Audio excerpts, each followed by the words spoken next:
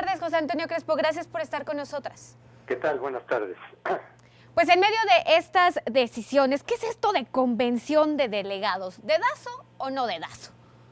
Bueno, en algún partido podría no ser dedazo, porque formalmente es un proceso en el que los órganos directivos, que son plurales, que representan de alguna forma a los militantes, pueden emitir un voto libre y ese determinar quién es el candidato.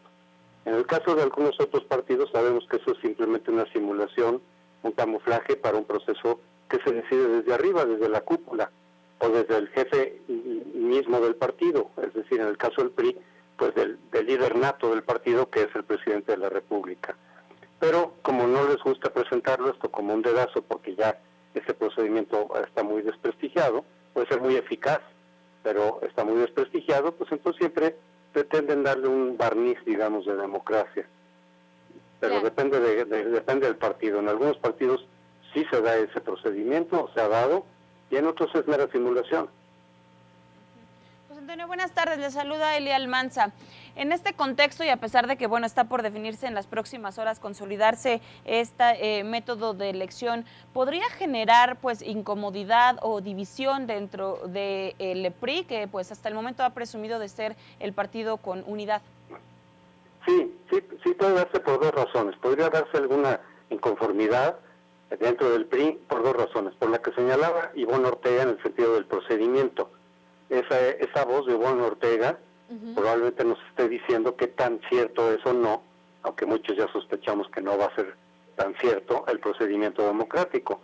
Ella dice, pues yo no es que quiera ser la candidata, sino que quiero que haya piso parejo, pues un poco lo que decía Margarita Zavala respecto del PAN y del Frente, que haya piso parejo. Ya si pierdo con ese piso parejo, pues lo voy a reconocer, pero si no me dan oportunidad de competir en igualdad de condiciones, pues lo voy a decir. Y Ivonne Ortega probablemente nos lo esté diciendo, y probablemente tendrá que decir que creen, no hubo piso parejo, no hubo proceso realmente democrático, fue una simulación. Es muy probable que nos diga eso, y no sabemos ya si eso la lleve a salir o no salir del partido, o simplemente denunciarlo. Pero la otra inconformidad que se puede dar dentro del PRI es no tanto por el método, sino por el resultado, quién sea el candidato. Entonces se especula mucho, por ejemplo, que si el candidato fuera José Antonio Meade, independientemente de que fuera un dedazo simulado, que probablemente lo va a hacer, a algunos sectores dentro del PRI no les gustaría el perfil de Meade, desde porque no es un militante, no tiene trayectoria partidista, aunque ya los estatutos lo permitan, o por su perfil tecnocrático, porque recordemos que en el PRI sigue habiendo mucha gente que no se ha salido del PRI por razones de conveniencia política, claro, pero hay mucha gente que siguen siendo nacionalistas revolucionarios, es decir, la ideología de antes de Miguel de la Madrid. Varios de ellos han salido al PRD y luego a Morena. Ahí está quizá el principal representante hoy por hoy de esa ideología del nacionalismo revolucionario pre-Miguel de la Madrid, o sea, incluyendo Echeverría, López Portillo, pues es López Obrador. Pero muchos quedan dentro del PRI y no les gustan los perfiles tecnocráticos. Ha habido molestia, la hubo un poco con Zedillo, la hubo en el año 2000, y quizá no queden conformes, quizá digan algo, quizá a ver cuál es la reacción, por ejemplo, de alguno de los que liderea a ese grupo, como podría ser Mario Fabio Beltrones, que les gusta o no les gusta el candidato y por lo tanto le dan el apoyo o no. En fin, está esa incógnita, que a algunos sectores dentro del PRI no les gusta un perfil tecnocrático, en caso de ser Meade o algún otro candidato con ese perfil, y que en cambio si fuera Osorio Chong, pues quizá esas bases priistas estarían más conformes, porque se identificarían un poco más, o bueno, en su caso Beltrones, pero se ha mencionado mucho menos a Beltrones, que fuera alguien de ese perfil que dijeran, no, ese sí es priista, de hueso tricolor.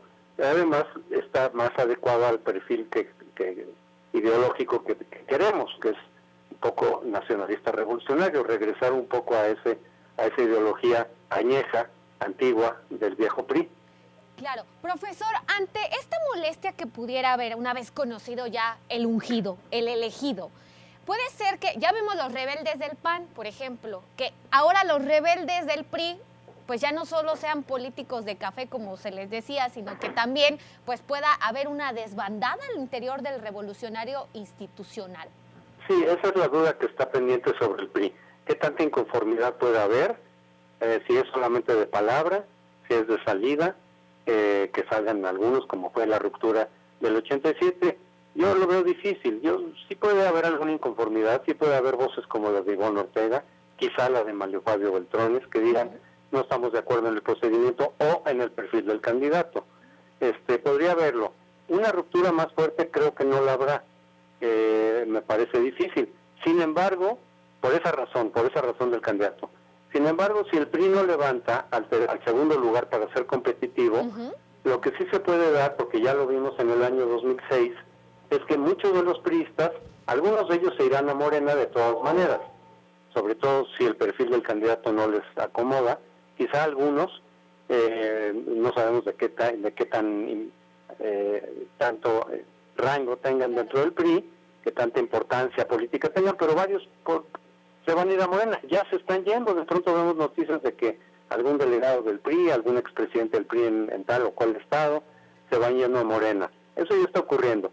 Podría ser mayor, pero lo que sí puede ocurrir también es que haya un voto útil de priistas, que incluso sin dejar el partido, sin abandonar el partido públicamente, voten por López Obrador. Habrá algunos que puedan votar por el candidato panista, si es que el PRI no remonta a su tercer lugar, pero la mayoría en 2006 se fue con López Obrador.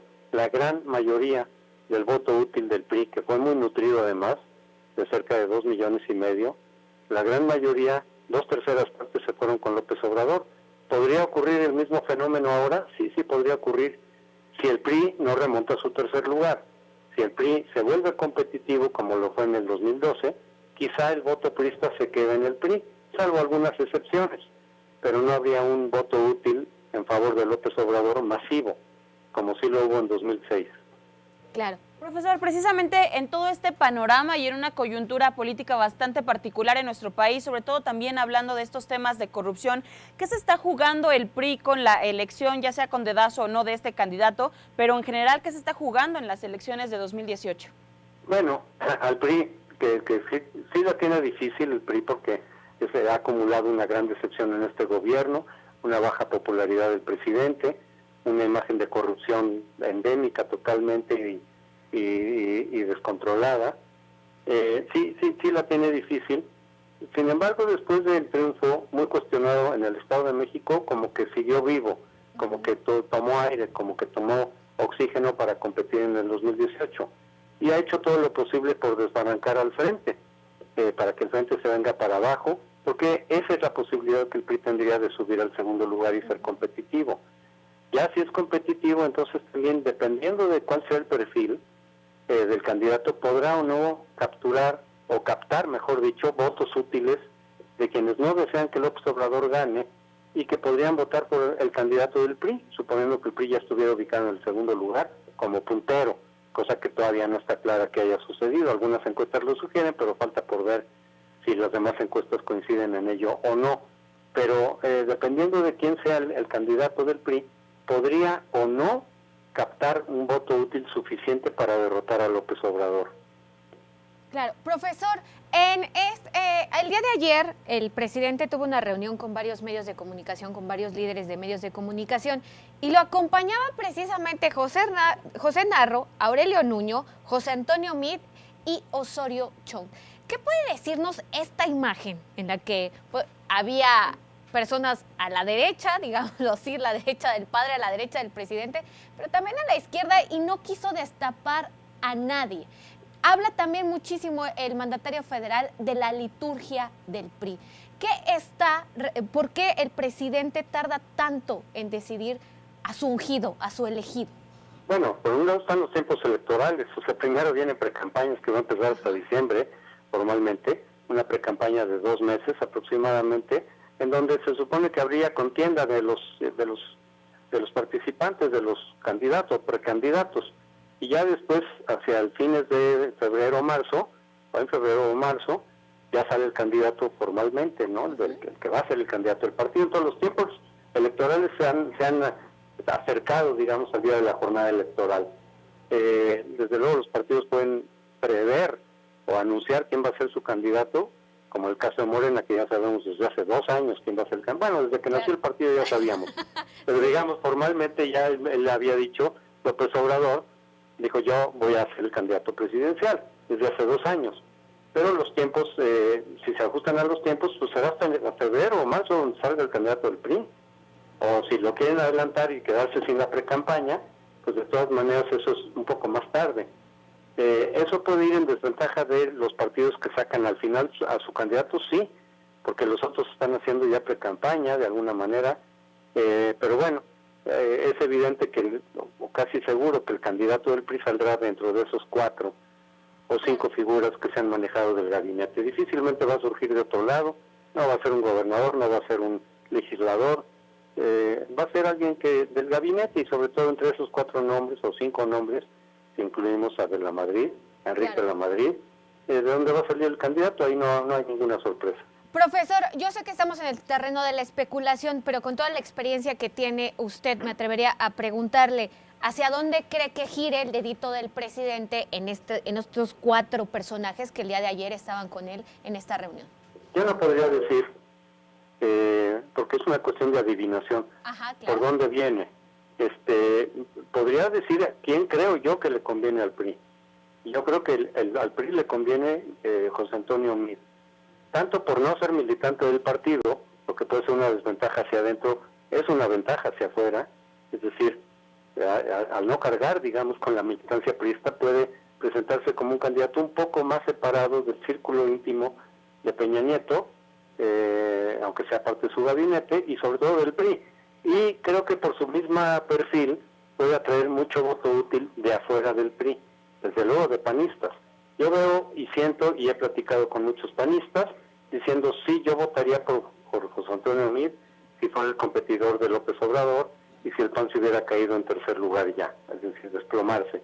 Pero no votaría por Chong, por ejemplo. Ajá. Entonces creo que el perfil de Meade le permitiría al PRI captar el voto útil de afuera del PRI, de no priistas, para lograr el triunfo. Si se queda con su puro voto duro, creo que no va a ganar. Y creo que el candidato más adecuado para jalar ese voto útil de afuera, me parece a mí, es Meade. Claro, y más ahora con la salida de Margarita Zavala. Sí. Profesor, muchísimas gracias por su análisis, por acompañarnos aquí en el canal de la Asamblea. Un gustazo platicar con usted. Gracias, con mucho gusto. Hasta luego.